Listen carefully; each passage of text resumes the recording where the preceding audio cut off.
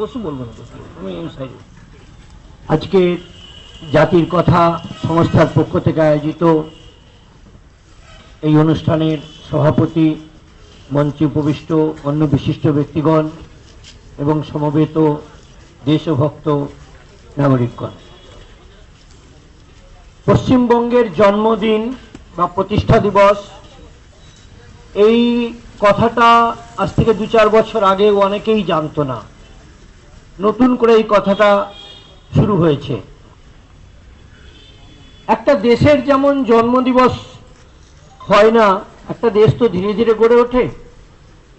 হয়তো তার স্বাধীনতা দিবস হতে পারে, কোনো যুদ্ধ বিজয়ের বিজয় দিবস হতে পারে, কিন্তু একটা দেশের যেমন জন্মদিবস হওয়া খুব কঠিন হয় না, ঠিক তেমনি আমাদের দেশের সব রাজ্যের জন্মদিবস আছে কিনা আমার সন্দেহ হয়তো নেই।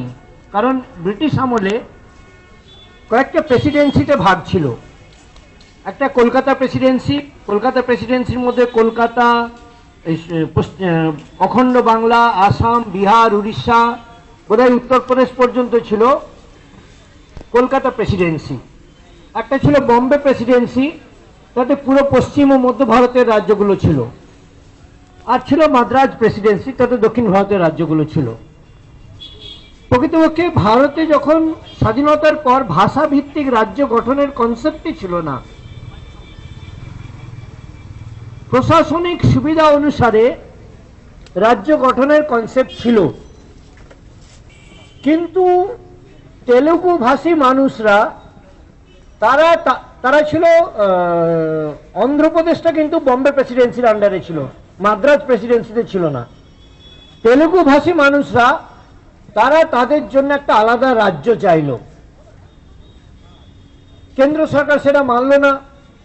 তখন সেখানে আন্দোলন হলো এবং রামালু বলে একজন ব্যক্তি, রামালু তার নাম, তিনি আমরণ অনশন করলেন যে আমাদেরকে অন্ধ্রপ্রদেশ বা তেলুগু রাজ্য দিতে হবে। সেই অনশনের ফলে একটা আবেগ তৈরি হলো, আবেগটা খুব বাড়লো এবং রামালু মারা গেলেন। তারপর প্রথম তেলুগু ভাষী রাজ্য হিসেবে বম্বে প্রেসিডেন্সি থেকে আলাদা করে অন্ধ্রপ্রদেশ নির্মাণ হলো। ভাষাভিত্তিক রাজ্য গঠন ওই প্রথম হলো, তার পরবর্তীতে অন্যান্য জায়গাতে ভাষাভিত্তিক রাজ্য হলো। আমাদের এই পশ্চিমবঙ্গের এরকম কোনো ঘটনা ঘটেনি। আমাদের পশ্চিমবঙ্গ হওয়ার পরিপ্রেক্ষিত বা ব্যাকগ্রাউন্ডটা সম্পূর্ণ অন্য। তাই আমাদের যে জন্মদিনটা আমরা আজকে পালন করছি, পশ্চিমবঙ্গের জন্মদিবস অথবা প্রতিষ্ঠা দিবস, এটা কিন্তু স্বাধীনতার আগের 20শে জুন। আমরা 15ই আগস্ট স্বাধীনতা পেয়েছি, কিন্তু তার আগে, আগস্টের আগে জুলাই, তার আগে জুন, 20শে জুন 1947 এই পশ্চিমবঙ্গ গঠিত হয়েছিল বলে আমরা আজকে সকলকে জানাচ্ছি, ইনফর্ম করছি। সেই ঘটনাটা কি ঘটেছিল? ঘটনাটা ঘটেছিল, একটু ব্যাকগ্রাউন্ডে যদি যাই, সেই 1905 সাল বাংলার বিপ্লবী আন্দোলনের মেরুদণ্ড ভেঙে দেওয়ার জন্য ব্রিটিশ সরকার বঙ্গভঙ্গ করল। কেননা বাংলায় তখন পূর্ববঙ্গ, পশ্চিমবঙ্গ সব জায়গায় যাতায়াত হচ্ছে, বিপ্লবীদের গুপ্ত যাতায়াত হচ্ছে, তাই বাংলার বিপ্লবী আন্দোলনকে ভাঙার জন্য বঙ্গভঙ্গ করলো। কিন্তু তখন আমাদের যে বাঙালি আবেগ ছিল, সেই আবেগে তখনকার বাঙালি সমাজের যারা নেতৃত্ব দিতেন, এবং তাদের মধ্যে বেশিরভাগই রাজনৈতিক ব্যক্তি নন, তারা আহ্বান জানালেন। আর অরাজনৈতিক ব্যক্তি, বিশেষ করে তার যদি চরিত্র উন্নত হয়, ত্যাগী হয়, তাহলে সেই আহ্বান মানুষের প্রাণে অনুরণন তোলে। তাই সেই আহ্বানে গোটা বাংলার বাঙালিরা কিন্তু ঝাঁপিয়ে পড়ল বঙ্গভঙ্গ রদ আন্দোলনে। ব্রিটিশের দেওয়া করা বঙ্গভঙ্গ, বাংলাকে ভাগ করা আমরা মানছি না, আমরা মানব না। তাই 1905 সালে যে ব্রিটিশ বঙ্গভঙ্গ করেছিল, সেই বঙ্গভঙ্গের বিরুদ্ধে আন্দোলনের আহ্বান জানিয়েছিলেন তখন রাষ্ট্রগুরু সুরেন্দ্রনাথ ব্যানার্জি, রবীন্দ্রনাথ ঠাকুর নিজে এবং রামেন্দ্র সুন্দর ত্রিবেদী, এছাড়া অন্যরা। সেই আন্দোলন চলতে থাকলো, চলতে চলতে বিপ্লবী আন্দোলন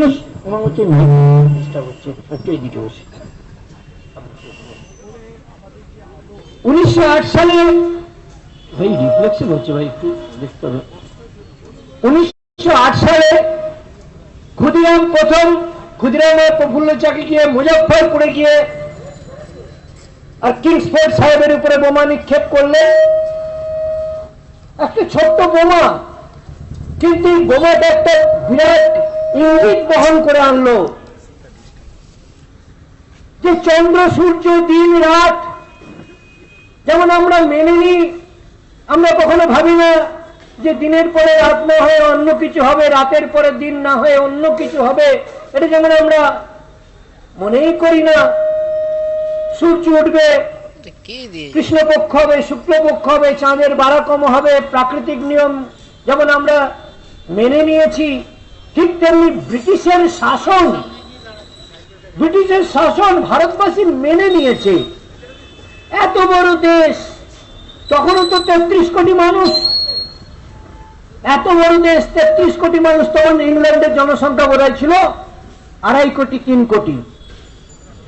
এই মানুষরা মেনে নিয়েছে, কেননা আমরা একটা নিকৃষ্ট জাতি, আমাদের রাজ্য চালানোর ক্ষমতা তো নেই, এমনকি আমাদের নিজেদেরকে পরিচালনা করার ক্ষমতাও আমাদের নেই।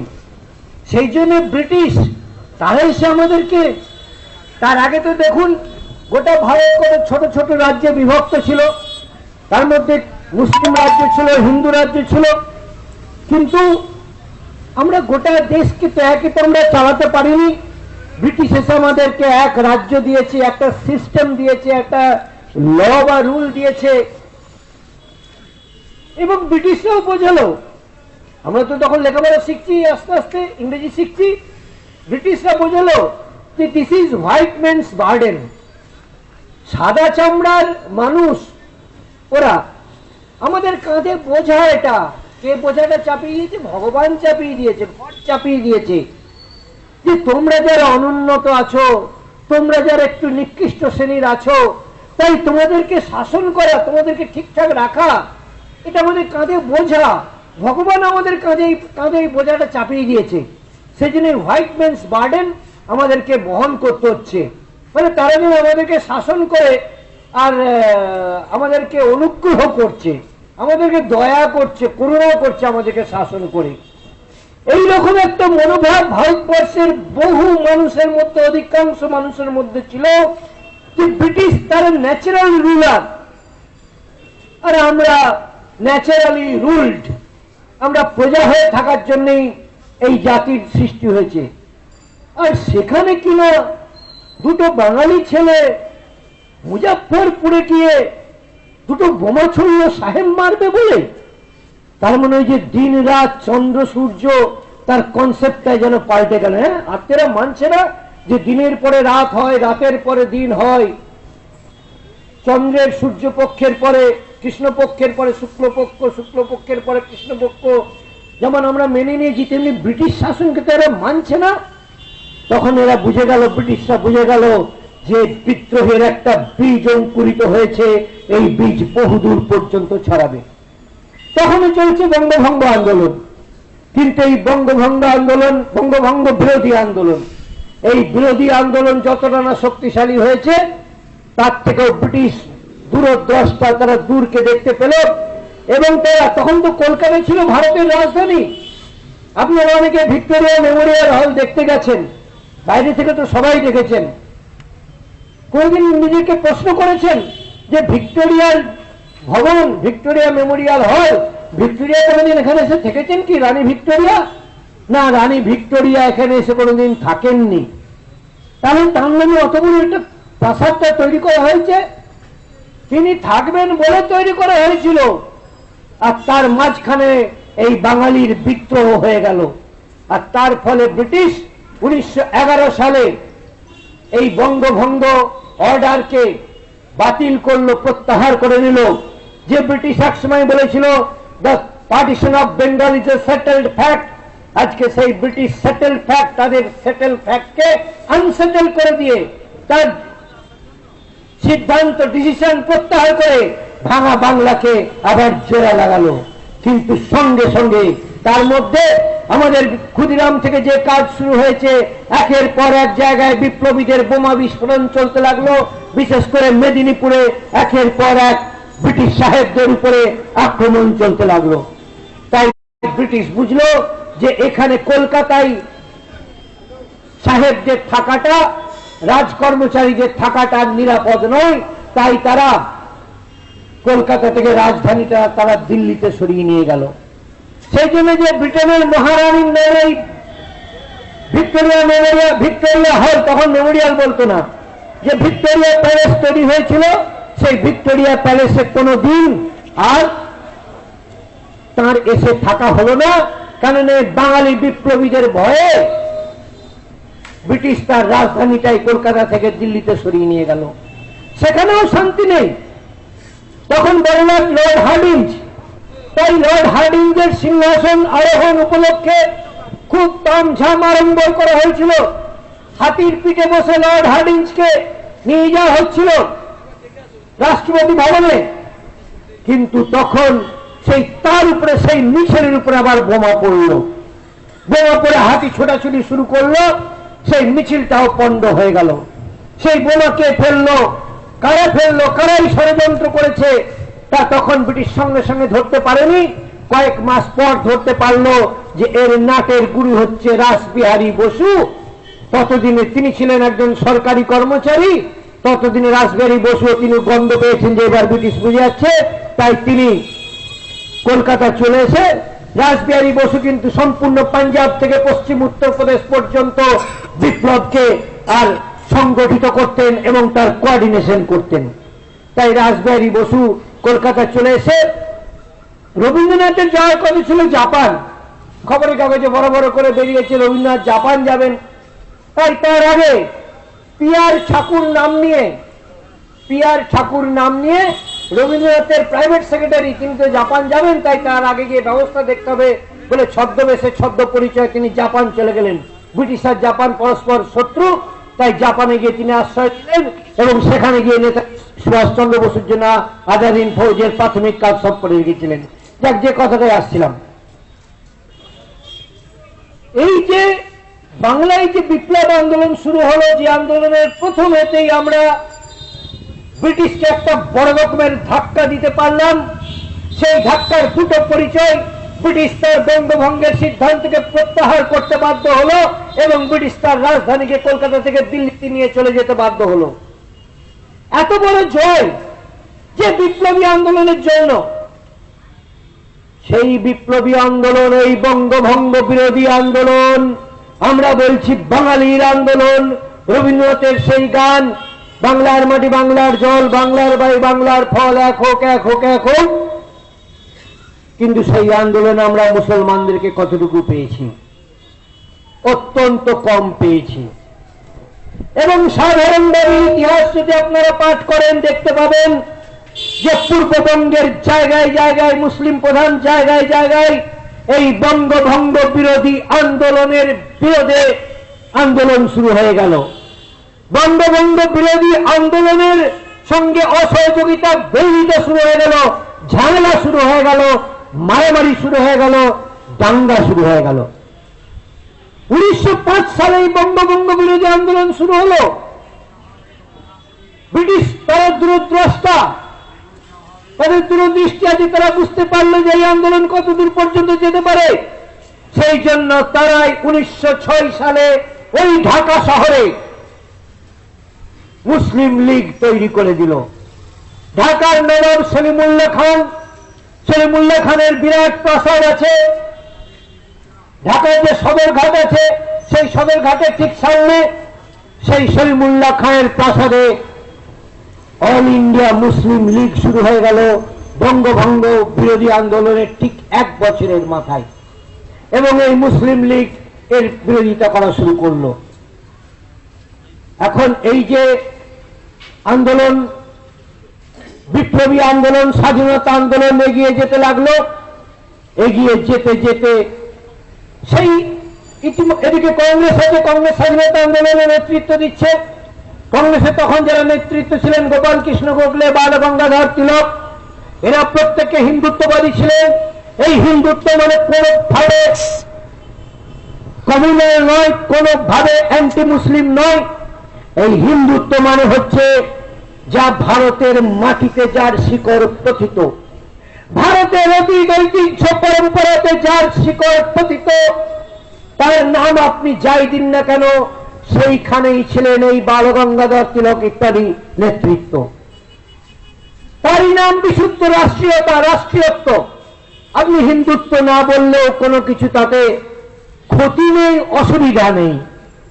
এই যে বিশুদ্ধ রাষ্ট্রীয়তার ভিত্তিতে কংগ্রেস এগিয়ে যাচ্ছিল, কিন্তু গান্ধীজি যিনি দক্ষিণ আফ্রিকায় ছিলেন, সেই গান্ধীজি ভারতবর্ষে ফিরে এলেন 1914 সালে, আর 1915 সাল থেকে গান্ধীজি কংগ্রেসে কাজ শুরু করলেন এবং 1919 সালের মধ্যে কংগ্রেসের নেতৃত্ব অনেকটাই গান্ধীজির হাতে চলে এলো।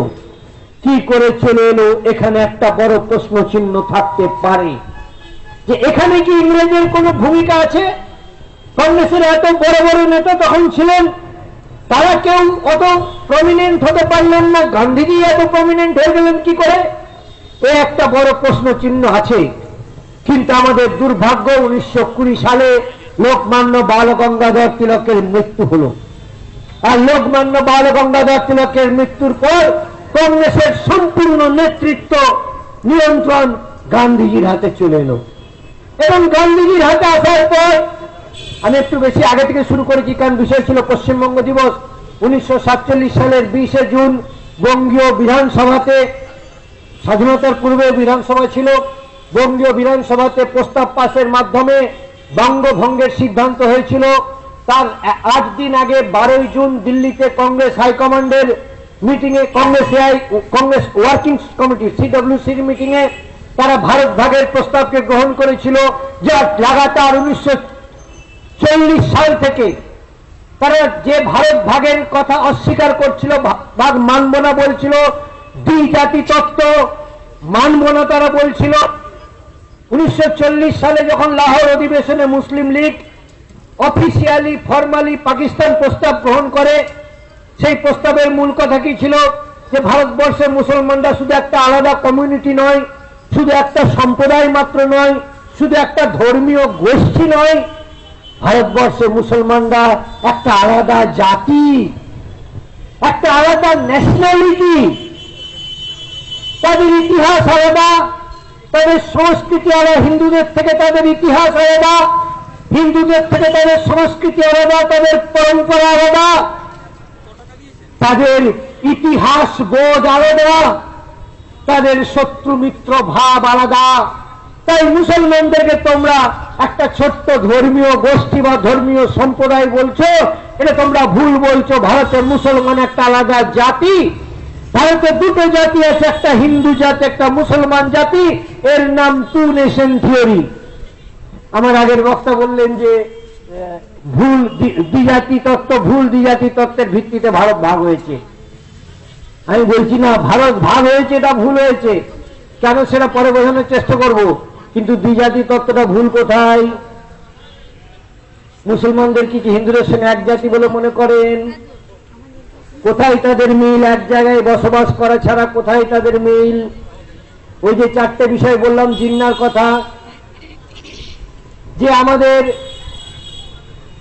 ধর্ম আলাদা, আমাদের সংস্কৃতি আলাদা, আমাদের পরম্পরা আলাদা, আমাদের ঐতিহ্য আলাদা, আমাদের ইতিহাস বোধ আলাদা, আমাদের জয় পরাজয় বোধ আলাদা, আমাদের শত্রু মিত্র বোধ আলাদা, আমাদের হিরো আর ভিলেন আলাদা। জিন্না বলেছেন কত স্পষ্ট যে আমাদের যে হিরো সে হিন্দুদের কাছে ভিলেন, মোহাম্মদ ঘড়ি ওদের কাছে হিরো। তাই পাকিস্তান যখন মিসাইল তৈরি করে তারা ঘড়ি মিসাইল নাম দেয়। আমাদের কাছে মোহাম্মদ ঘড়ি ভিলেন, ছত্রপতি শিবাজি মহারানা প্রতাপ আমাদের কাছে হিরো, ওদের কাছে ভিলেন। এই কথাগুলো আপনি অস্বীকার করতে পারবেন না। তাই আমাদের আর ওদের ইতিহাস বোধ আলাদা, শত্রু মিত্র আলাদা, আমাদের হিরো ভিলেন আলাদা। তাই মুসলমানরা একটা আলাদা জাতি। জিন্না বলেছেন তাহলে হিন্দু একটা আলাদা জাতি, মুসলমান একটা আলাদা জাতি। ভুল বলেছে কি না? কংগ্রেস বলছে ভুল, গান্ধী বলছে ভুল, নেহেরু বলছে ভুল, নজরুল বলছে ভুল, তারা বলছে একই বৃন্তে দুইটি কুসুম, হিন্দু মুসলমান, মুসলিম তার নয়নমণি, হিন্দু তাহার প্রাণ। এটা গান্ধী, নেহেরু, নজরুল বলছেন। তাদের কথা রেখে দিন, বিচার করুন। দেশভাগকে সমর্থন করলেন বাবা সাহেব আম্বেদকর। বাবা সাহেব আম্বেদকর দেশভাগকে সমর্থন করার সব থেকে বড় যুক্তি কি ছিল? দুটো যুক্তি। একটা যুক্তি যে হিন্দু আর মুসলমান আলাদা জাতি, আর দ্বিতীয় যুক্তি কি ছিল? আম্বেদকর বললেন, তার রচনাবলীতে আছে, মহারাষ্ট্র সরকার সেই বইগুলো বের করেছে, বললেন যে যদি ভারতের পশ্চিম দিক থেকে, উত্তর পশ্চিম দিক থেকে কোন মুসলিম দেশের আক্রমণ হয়, তাহলে ভারতের সেনাবাহিনীতে, ভারত যদি ভাগ না করা হয়, অখণ্ড ভারতের সেনাবাহিনীতে মুসলমানের সংখ্যা ছিল প্রচুর বেশি। এগুলো আপনাদের জানা দরকার। তখন নাকি আমার এই বাংলা থেকে, এই নরম মাটির জলকাদের বাংলা থেকে সেনাবাহিনীতে খুব কম সেনা ভর্তি হতো। তাই এই পশ্চিম Punjab, Multan, Peshawar, Balochistan, north western frontier Province, অত্যন্ত পাহাড়ি দুর্গম পাথুরে জায়গা যেখানে, সেখান থেকে তো মুসলমানদের ব্রিটিশ সেনা তো অনেক বেশি পরিমাণে ভর্তি হয়েছে। হ্যাঁ, তার সঙ্গে ইউপি বিহার থেকেও হয়েছে, এটাও ঠিক, কিন্তু ওখান থেকে প্রচুর ভর্তি হয়েছে। আম্বেদকর তার সম্পূর্ণ হিসাব করেছেন, হিসাব করে দেখালেন, দেখো ভারতের, অখণ্ড ভারতের সেনাবাহিনীতে মুসলমানদের সংখ্যা এই পরিমাণ আছে। ভারত যদি স্বাধীন হওয়ার পর এই সেনাবাহিনী থাকবে, ভারতের উত্তর পশ্চিম দিক থেকে যদি কোনো দেশের আক্রমণ ঘটে, তাহলে ভারতের সেনাবাহিনীতে এই যে মুসলিম সেনারা আছে, আম্বেদকর বলছেন, তপন ঘোষ নয়, বলছে এই যে মুসলিম সেনারা আছে, তারা যুদ্ধ করতে অস্বীকার করবে। কেন না? উত্তর পশ্চিম থেকে মুসলিম দেশই আক্রমণ করবে, তাই সেই মুসলিম সৈন্যের বিরুদ্ধে ভারতের মুসলিম সৈন্যরা যুদ্ধ করতে অস্বীকার করবে। সেই জন্য আম্বেদকর বলছেন যে আমি সেফ বর্ডারের থেকে সেফ আর্মি বেশি পছন্দ করি। অর্থাৎ আর্মিতে মুসলমান থাকলে পরে, ভারতের উত্তর পশ্চিমে আছে, আফগানিস্তান আছে, তারপর ইরান আছে, তাই ওইসব দেশের থেকে আক্রমণ করলে পরে সেনাবাহিনীর মুসলমানরা তারা বেঁকে বসতে পারে। তাহলে যে দুটো জাতির কথা যা জিন্না বলেছেন আম্বেদকর, তাই বলছেন। আমি যে কথাগুলো বলবো আপনাদের কাছে খুব আশ্চর্য লাগবে, কারো কাছে খারাপও লাগতে পারে। আপনারা ভালো করে ভেবে দেখুন, 4জন 5জন ব্যক্তি, বাবা সাহেব আম্বেদকর, সাভারকর কি বলেছেন তাই বলেছেন কিনা, হিন্দু জাতি মুসলিম জাতি আলাদা। ডাক্তার হেডগেওয়ার তিনি তাই বলেছেন, জিন্না তাই বলেছেন, আরো একজন কেউ আছেন, আমার নাম পরে বলছি। তাই হিন্দু জাতি মুসলিম জাতি এটা একটা জাতি না দুই জাতি? এক জাতি শুনতে খুব ভালো, এক জাতি শুনতে খুব ভালো।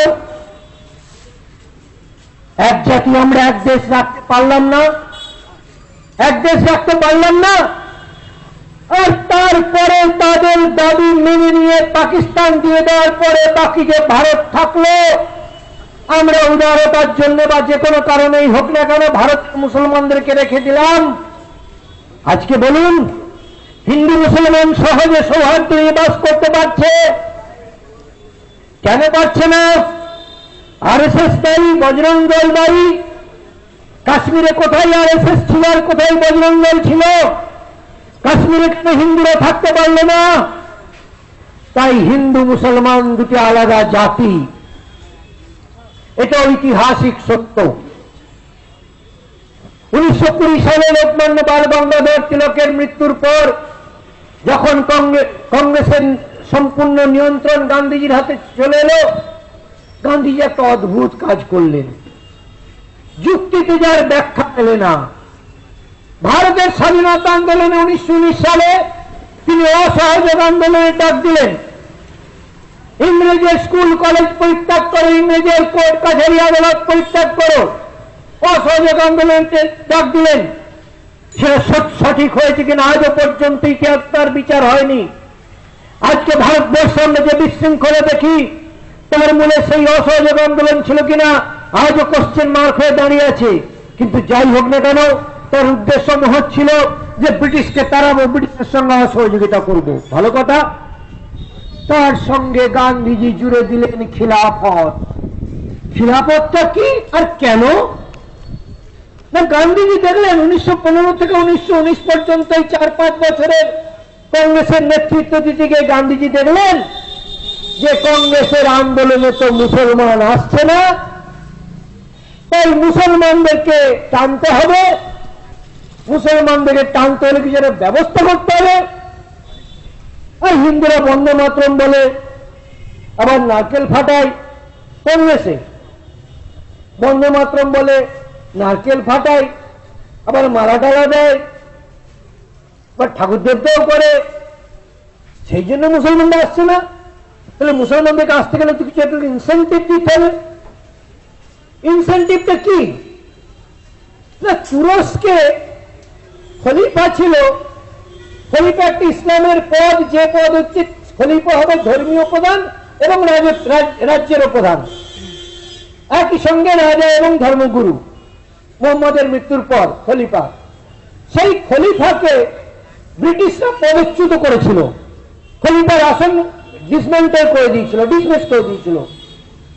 তাতে খুব ধর্মপ্রাণ মুসলমান যারা, তাদের প্রাণে খুব আঘাত লাগলো, আমাদের খলিফাকে পদচ্যুত করলো।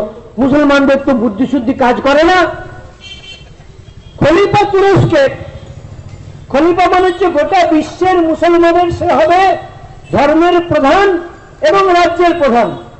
তা ভারতের মুসলমানরা কি খলিফার আন্ডারে আছে? বারবার মুসলমানরা কি খলিফার আন্ডারে আছে? ইন্দোনেশিয়া, মালয়েশিয়ার মুসলমানরা কি খলিফার আন্ডারে আছে? নেই তো। কিন্তু ওই যে পদটা আছে, খলিফা পদটা আছে, আর সেই পদটাকেই ব্রিটিশ হটিয়ে দিচ্ছে।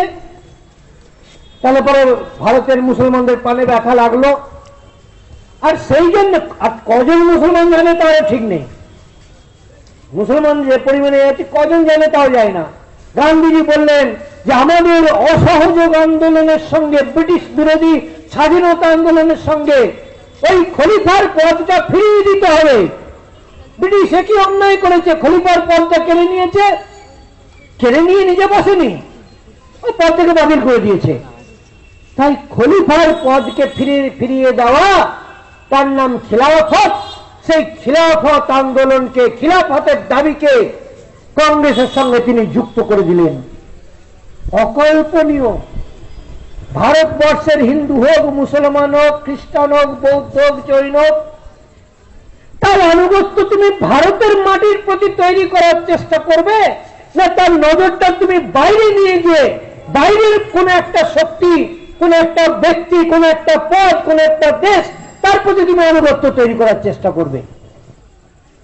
তাই ভারতে হিন্দু সমাজের যে একটা নিজস্ব হজম ক্ষমতা আছে, যে হজম ক্ষমতার জন্য রবীন্দ্রনাথ বলতে পেরেছিলেন দিবে আর নিবে মিলেবে, মিলিবে যাবে না ফিরে।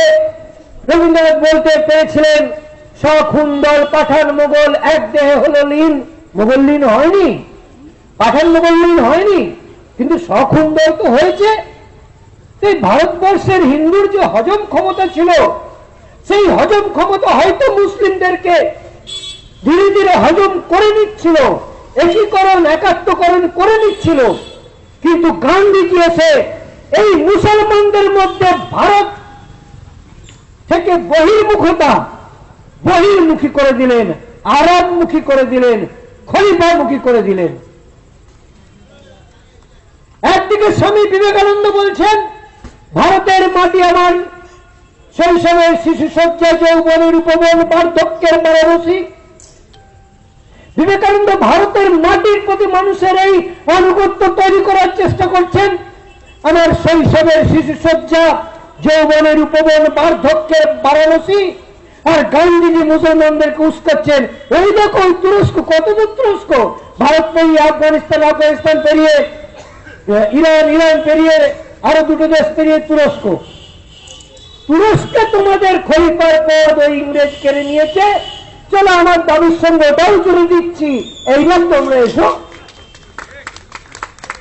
অর্থাৎ অর্থাৎ আজকে মুসলমানদের মধ্যে যে বিচ্ছিন্নতাবাদ, সেপারেটিজম আমরা দেখতে পাচ্ছি, এর জন্য অন্যতম দায়ী এই শ্রীযুক্ত মোহনদাস করমচাঁদ গান্ধী। তিনি শুধু হিন্দুদের ক্ষতি করেননি, মুসলমানদেরকে পর্যন্ত ভারতের মাটি থেকে তিনি বিচ্ছিন্ন করার প্রচেষ্টা করেছেন। তার পরিণাম কি হলো? পরিণাম 1919, 20, 21 সালে মৌলানা মোহাম্মদ আলী আর মৌলানা শওকত আলী বলে দুইজনকে গান্ধীজি তার ডাইনে বাঁয়ে রেখে চলতে লাগলেন, তাদের কাঁধে হাত দিয়ে চলতে লাগলেন। হিন্দু নেতারা পিছনে পড়ে গেল, কংগ্রেসের বড় নেতা হলো বড় বড় দাড়িওয়ালা মৌলানা মোহাম্মদ আলী আর মৌলানা শওকত আলী, তাকে আলী ভ্রাতৃদ্বয় বলা হয়। আপনারা কলকাতায় যে মোহাম্মদ আলী পার্ক দেখেন, ওটা মোহাম্মদ আলী চিহ্নের নামে নয়, ওটা সেই মোহাম্মদ আলীর নামে, খিলাফত আন্দোলনের মোহাম্মদ আলীর নামে। কিন্তু ভগবানের মার দুনিয়ার বাদ, ইতিমধ্যে কি হলো? তুরস্ক স্বাধীন হয়ে গেল। তুরস্ক ছিল ব্রিটিশের আন্ডারে, পরাধীন ছিল। তুরস্ক স্বাধীন হয়ে গেল। আর তুরস্ক স্বাধীন হওয়ার পরে কামাল আতাতুর্ক পাশা তার রাষ্ট্রপ্রধান হলেন।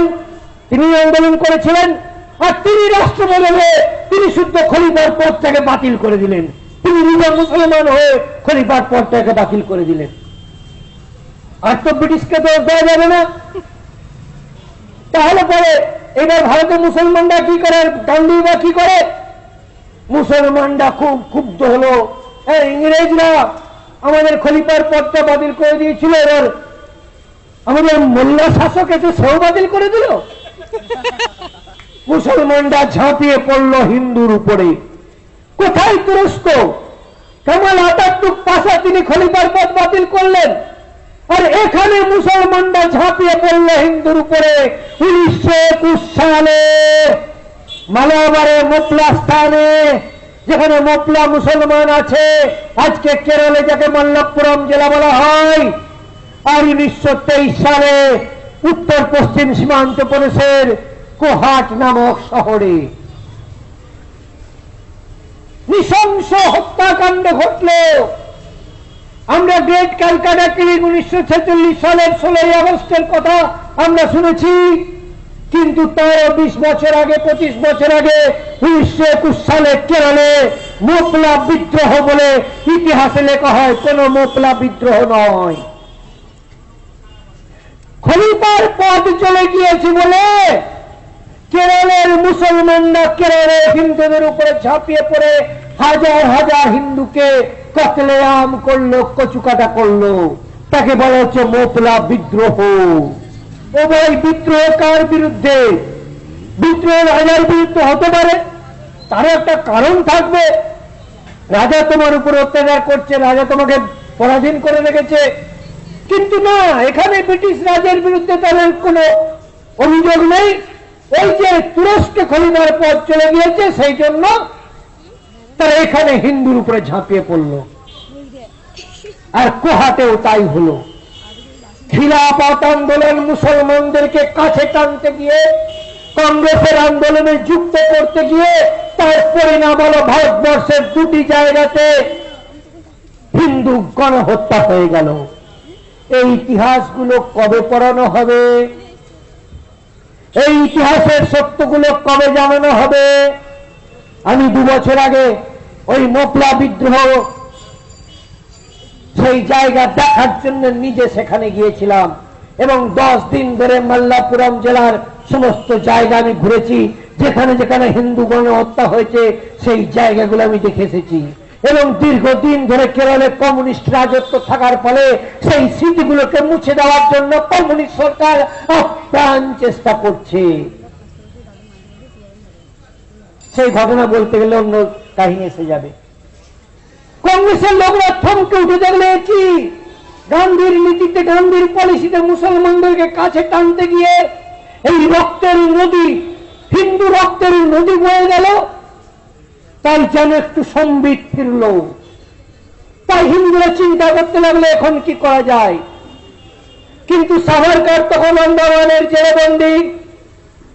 তখনই ডাক্তার হেডগেওয়ার, তিনিও কংগ্রেসের সক্রিয় সদস্য ছিলেন, তিনি কংগ্রেস থেকে বেরিয়ে এসে আরএসএস তৈরি করলেন।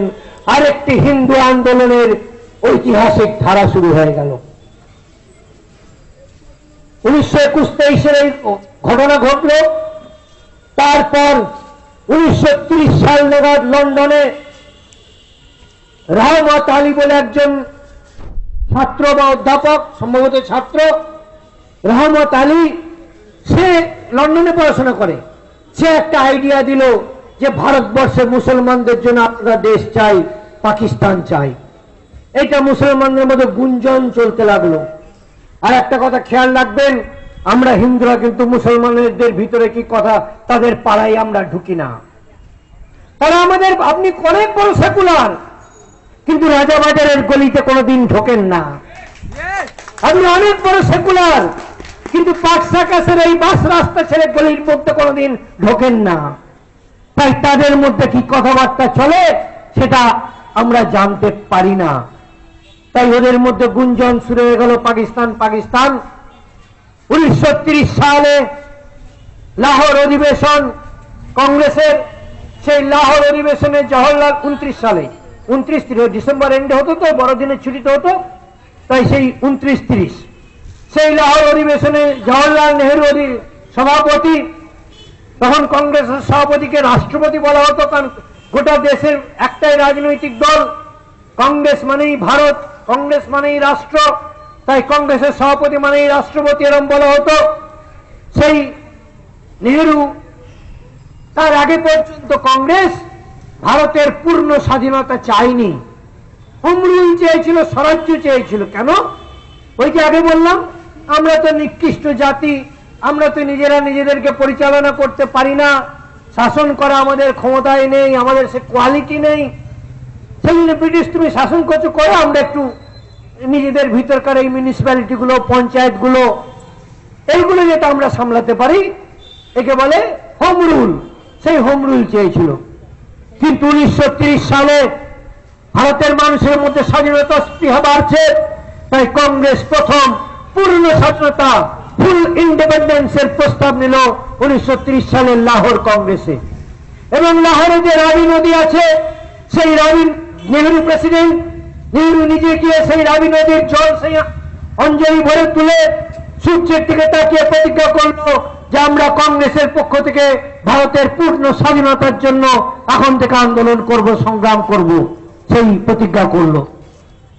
আজ তার ঠিক 10 বছর পর 1940 সালে, মজার কথা, 1940 সালে আবার ওই লাহোরে কংগ্রেসের অধিবেশন হলো। আর 1940 সালে ওই লাহোর শহরেই মুসলিম লীগের অধিবেশন হলো।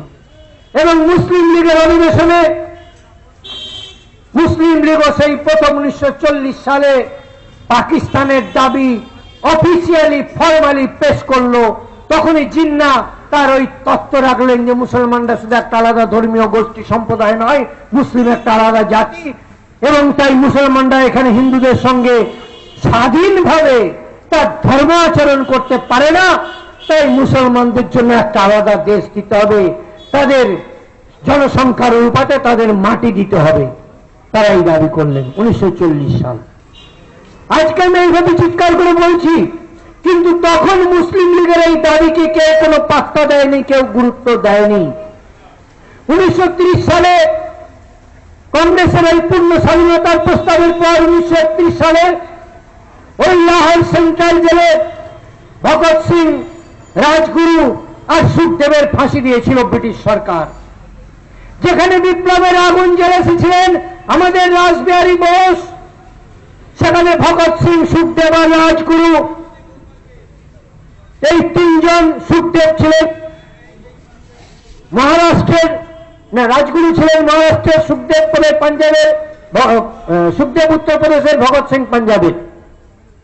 এই তিনজনকে ফাঁসি দিয়েছিল এবং ফাঁসি দিয়ে তাদের মৃতদেহ পর্যন্ত আত্মীয়ের হাতে তুলে দেয়নি। এবং ফাঁসির যে ডেট ছিল, ব্রিটিশকে সবাই আমরা একটু খাতির করতাম, এখনো করি কিছুটা, যে তারা কিছু নিয়ম কানুন মেনে চলে। ফাঁসির যে ডেট ছিল, সেই ডেটে ফাঁসি না দিয়ে তার একদিন আগে ফাঁসি দিয়ে লাহোর সেন্ট্রাল জেলের পিছনের দরজা দিয়ে রাতের অন্ধকারে বডি বের করে সেখান থেকে 30-40 কিলোমিটার দূরে নিয়ে গিয়ে ওদের আত্মীয় স্বজনকে ডেকে ওখানে দাহ করিয়ে দিয়েছিল, যাতে ওই বডি নিয়ে, ওই তিনটে বিপ্লবীর বডি নিয়ে যেন একটা বিরাট আগুন না জ্বলে ওঠে, সেই জন্য ব্রিটিশ রাতের অন্ধকারে তাদের বডি পুড়িয়ে দিয়েছিল। আজকে বলতে দুঃখ হয়, সেদিন সন্দেশখালিতে যে আমাদের 3 জন হিন্দু যোদ্ধা মারা গেল, প্রদীপ মণ্ডল, সুকান্ত মণ্ডল, এবং এখনো যার বডি পাওয়া যায়নি, যার বডি ওরা গায়েব করে দিয়েছে, দেবদাস মণ্ডলকে মেরেছে, মেরে মোটর বাইকে পিছনে বেঁধে তুলে নিয়ে গিয়েছে জানি। সেদিন এদের বডিকে নিয়ে কলকাতায় আনার চেষ্টা করলো ওদের দল, পুলিশ আনতে দিল না। পুলিশের কতটা ক্ষমতা আমি জানি না, কিন্তু পুলিশ যখন আনতে দিল না, তারপর ওদেরকে সন্দেহ হয়ে গিয়েছে, ওই বডি ওদেরকে গ্রামে নিয়ে গেল, পার্টির কোন নেতা সঙ্গে গেল না। ভাবতে পারেন রাতের অন্ধকার ওই সন্দেশখালী দীর্ঘদিন ধরে শাহজাহান শেখের সন্ত্রাসের এলাকা, সেই সন্ত্রাসের এলাকাতে যখন ওই দুটো বডিকে পাঠানো হচ্ছে, তখন তার আত্মীয় স্বজন 2-4 জন লোক ছাড়া ওই আতঙ্কে রাতের অন্ধকারে কেউ যেতে পারবে না। আর ঠিক তাই হয়েছে জানেন, মাত্র 8-10টা লোকের উপস্থিতিতে রাতের অন্ধকারে ওই দুটো বডি পুড়িয়ে দেওয়া হয়েছে। পুলিশ চাপ দিয়ে এদের আত্মীয়দেরকে দিয়ে বডি পুড়িয়ে দিয়েছে। আমি আমার সাধ্য মতো খবর পাঠানোর চেষ্টা করেছি, যেটা মাছের এলাকা, ফিশারি এলাকা, ওখানে প্রচুর বরফ পাওয়া যায়, তাই এই বরফে বডি দুটো প্রিজার্ভ করে, আর পরের দিনের বেলায় বডি সৎকার করে, অন্তিম সৎকার করো, আস্তে থেকে মানুষ ধেয়ে আসবে, একটা বিরাট আলোড়ন সৃষ্টি হবে। যারা তপস্বী হয় তাদেরও পার্থিব দেহের বিরাট শক্তি থাকে।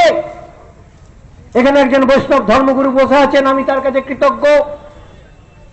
আর যারা যোদ্ধা হয় তাদেরও, যারা যোদ্ধা এবং বলিদানী হয় তাদের ওই পার্থিব শরীরের বিরাট দাম থাকে। অনেকে ধান বান্ধে শিবের গীত হয়ে যাচ্ছে। আমাদের দক্ষ যজ্ঞের যে কাহিনী আছে কেউ খেয়াল করেননি। শিব যখন সতীর দেহকে কাঁধে ফেলে তাণ্ডব নৃত্য করতে লাগলেন, এবং তার সেই তাণ্ডব নৃত্যের সৃষ্টি রসা ফেলে যেতে লাগলো, তখন দেবতারা দেখলেন যে কি সৃষ্টি ধ্বংস হয়ে যাচ্ছে, শিবকে থামানোর তো কারোর ক্ষমতা নেই, শক্তি নিয়ে থামানোর কারো ক্ষমতা নেই, ও ব্রহ্মা বিষ্ণু কারো নেই, শিবকে থামাতে পারবে না। তখন কি করলো, বিষ্ণুকে গিয়ে ধরলো। বিষ্ণু কি করলেন না, তার সুদর্শন চক্র দিয়ে সতীর দেহটা টুকরো টুকরো করে কেটে দিলেন। আর সতীর দেহ যখন খন্ড খন্ড করে 51 বা 52টি জায়গায় পড়ে গেল, যখন শিবের কাঁধে আর সেই বডিটা নেই, তখন শিব শান্ত হলেন। তাই যদি কোনো বড় রকমের অন্যায় অনাচারের ঘটনা বা ধর্মের ঘটনা ঘটে থাকে, যদি কোনো সাধক তপস্বীর মৃত্যু হয়, যদি কোনো যোদ্ধা স্বদেশ ভক্তের মৃত্যু হয়, তাহলে তার সেই বডিকে রেখে কিছু কাজ করে নিতে হয়, ওই অন্যায়ের প্রতিকার করে নিতে হয়। এটা আমাদের দক্ষ যজ্ঞের এটা শিক্ষা। সে শিক্ষা হিন্দুরা নিতে পারেনি, তাই সন্দেশখালীর ঘটনা দেখুন কিরকম ঠান্ডা হয়ে গেল আজকে। তাই ভগৎ সিং, চন্দ্রশেখর, সুখদেব রাজগুরু এদের কথা বলছিলাম, চন্দ্রশেখর আজাদ নয়, সুখদেব রাজগুরু, ভগৎ সিং এর কথা বলছিলাম। 1931 সাল, 1940 সালে পাকিস্তান প্রস্তাব গ্রহণ হলো, কেউ তাদের কোনো পাত্তা দিল না, কিন্তু মুসলমানদের মধ্যে তার প্রস্তুতি শুরু হয়ে গেল। কংগ্রেস বলল না না, জিন্নার মুসলিম লীগের সঙ্গে কটা মুসলমান আছে, ভারতের বেশিরভাগ মুসলমান তো আমাদের সঙ্গে আছে বলে ছবি দেখালো। তখন তার তো ভিডিও হয়নি, কোন রকমের ক্যামেরা, তা বলে কালো কাপড় ঢেকে ক্যামেরা ছবি তুলতে হয়। তাই কংগ্রেসের সভাগুলোর সামনে কটা দাড়ি টুপি বসে আছে, মঞ্চে কটা দাড়ি টুপি বসে আছে, ওই দেখো আমাদের মিটিং এ কত মুসলমান আছে। তাই জিন্নাত তো ভারতের সব মুসলমানের প্রতিনিধি নয়, ভারতের হিন্দু মুসলমান সকলের প্রতিনিধি তো আমরা কংগ্রেস। তাই জিন্নার কথাকে গুরুত্ব দেওয়ার দরকার নেই। ইতিমধ্যে ব্রিটিশ তৃতীয় বিশ্ব মহাযুদ্ধ চলাকালীন ভারতবাসীকে কথা দিয়েছে যে তোমরা আমাদেরকে এই যুদ্ধে সাহায্য করো, আমরা ভারতকে ছেড়ে চলে যাব, ভারতের স্বাধীনতা দিয়ে ছেড়ে চলে যাব কথা দিয়েছে। এবং 1945 সালের যুদ্ধ যখন শেষ হলো, একটানা কথাবার্তা চলছে, লন্ডন থেকে বারবার প্রতিনিধি দল আসছে, তাদের সঙ্গে কথা চলছে, ক্যাবিনেট মিশন আসছে, অনেক মিশন এসছে, কথা চলছে। এবং তাতে ব্রিটিশ বলে দিয়েছে যে 1948 সালের জুন মাসের মধ্যে তোমাদেরকে আমি ক্ষমতা দিয়ে চলে যাব। এতটা দেরি বা কেন? দেরি হচ্ছে এই কারণে যে তোমরা ভারতবাসীরা তো একমত হতে পারছো না। তোমরা কংগ্রেস, তোমরা চাইছো স্বাধীনতা চাইছো, মুসলিম লীগ বলছো যে না, আমাদের আলাদা দেশ দাও, ভারত স্বাধীন হবে, নাহলে পরে স্বাধীনতা হবে না, মুসলিম লীগ বলছে। তো তোমরাই তো দুই মত চার মত হয়ে আছো, তুমি কি করে তোমাদেরকে দেবো? তাই বাবু, তোমাদেরকে টাইম দিলাম, 1948 সালের জুন মাসের মধ্যে তোমরা মীমাংসা করে নাও, নিজেদের মধ্যে তোমরা মীমাংসা করে নাও, যে তোমরা একমত হয়ে যা বলবে আমরা সেই মতো তোমাদেরকে ক্ষমতা ছেড়ে দিয়ে চলে যাবো। তো বলেই আমরা চলে যাবো। এই কথাগুলো জানেন না? 1947 সাল অব্দি ব্রিটিশ জোর করে এই ক্ষমতা ধরে রাখেনি। দ্বিতীয় বিশ্ব মহাযুদ্ধের পর তাদের যে ভেঙে পড়া দশা হয়ে গিয়েছিল, তারা পৃথিবীর সমস্ত জায়গাতে সাম্রাজ্য তারা ছেড়ে দিচ্ছিল, ভারতও তারা ছেড়ে দেবে ব্যবস্থা ঠিক করে নিয়েছিল।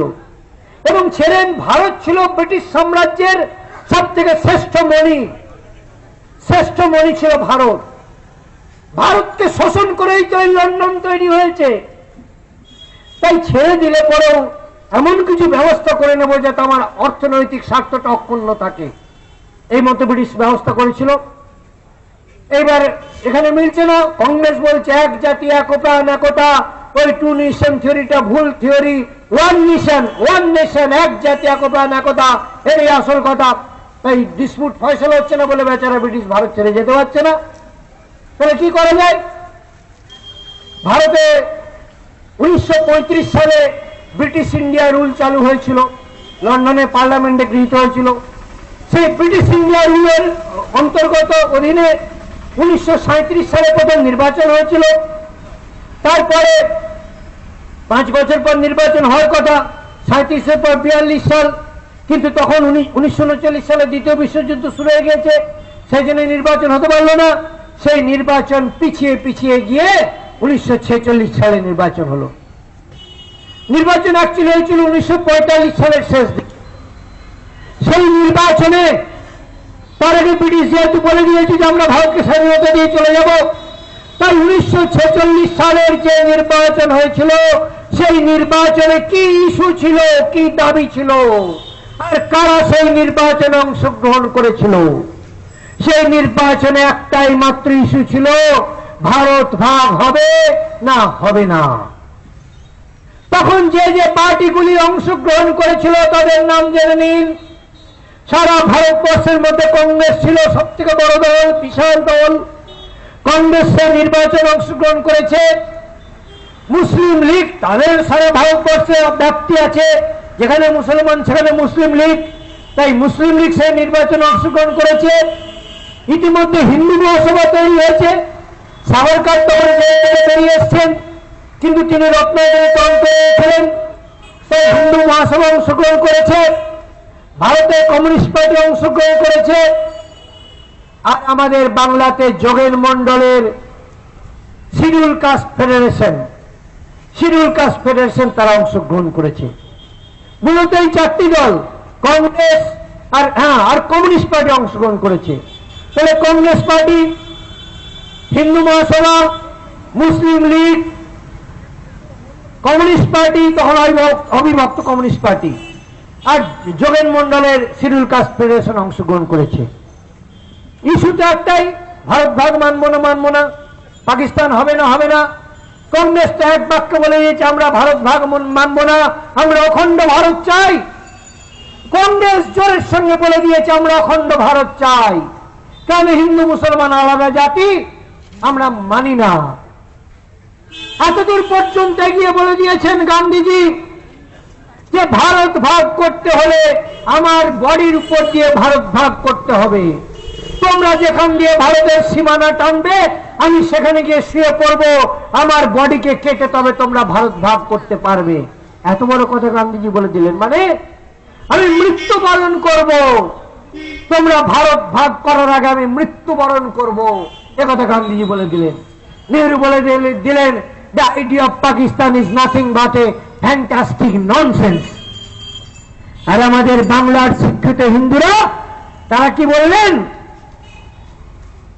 কান মে বিড়ি মুंह में पान, मियां लेगा पाकिस्तान, मियां बनेगा पाकिस्तान। কানে বিড়ি মুখে পান, মিয়া বানাবে পাকিস্তান। লেখাপড়া জানে না, কিছু জানে না, আইন বোঝে না, কোর্টে ইংরেজিতে কথা বলতে পারে না, ওরা করবে পাকিস্তান। এটা আমার বাঙালি বুদ্ধিজীবীরা বলতে লাগলো। আর পূর্ববঙ্গের বাঙালিরা আরো বেশি বলতে লাগলো। কেন? পূর্ববঙ্গের বাঙালির মধ্যে বাবু জমিদার বেশি ছিল যে, আমাদের পশ্চিমবঙ্গে একটু রুক্কু সুক্কু মাটি, এদিকে জমিদার একটু কম ছিল, তাই তারা বলতে লাগলো যে এটা হবে না, পাকিস্তানটা অবাস্তব ব্যাপার। মার দাঙ্গা চলছে কিন্তু মানছে না, কংগ্রেস মানছে না। সেই অবস্থায় যখন 1946 সালের নির্বাচন এলো, সেই নির্বাচনে কংগ্রেস বলল আমরা ভারত ভাগ মানব না, ভারত অখণ্ড থাকবে, এক থাকবে। মুসলিম লীগ বলল আমরা ভারত ভাগ চাই, আমরা পাকিস্তান চাই। আম্বেদকরের পার্টি ছিল, আম্বেদকরের পার্টি ভারত ভাগ অ্যাকসেপ্ট করলো। কেন অ্যাকসেপ্ট করলো সেটা আমি আগে বলে দিয়েছি। হিন্দু মহাসভা তারা বললো আমরা ভারত ভাগ মানব না। হিন্দু মহাসভা কিন্তু হিন্দু মুসলমান আলাদা জাতি মানছে, কিন্তু হিন্দু মহাসভা সাভারকারের শ্যামাপ্রসাদের হিন্দু মহাসভা বলছে এ ভারত হিন্দুর স্থান, সেই জন্য এই গোটা হিন্দুস্তান আমাদের থাকবে, ভারত ভাগ মানব না। আর কমিউনিস্ট পার্টি, এককালে আপনাদের কমিউনিস্ট পার্টির গড় এই এলাকা, এই কমিউনিস্ট পার্টি সেদিন কিন্তু ভারত ভাগের পক্ষে ইলেকশন লড়েছিল, ভারত ভাগের পক্ষে ইলেকশন লড়েছিল। সেই নির্বাচনে এগুলো বলতে বলতে বড্ড বিরক্ত লাগে, মানুষ জানে না। এখনকার মতো তখন ভোট হতো না, তখন ভোট হতো একটু অন্যরকম।